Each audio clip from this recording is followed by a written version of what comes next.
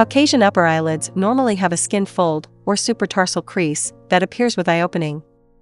Asian upper eyelids typically do not have an upper eyelid crease, creating what some patients feel to be an undesirable monolid. The absence of an eyelid crease is mainly due to the lack of fibrous tissue bands between the levator aponeurosis and the overlying skin and muscle.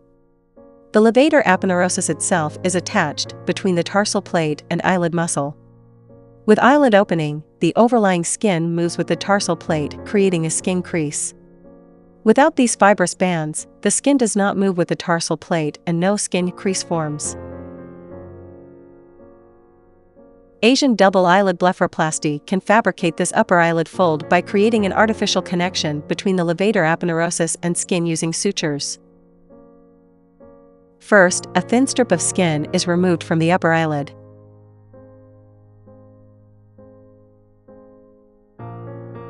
Next, a smaller amount of muscle is also removed, exposing the underlying orbital fat.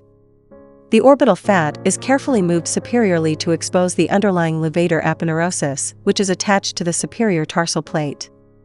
The levator aponeurosis connective tissue immediately above the tarsal plate is then sutured to the skin.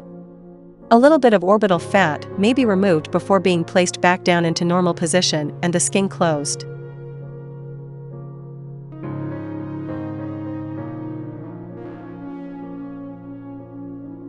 Along with creating an upper eyelid fold, more of the eye is shown with eye opening.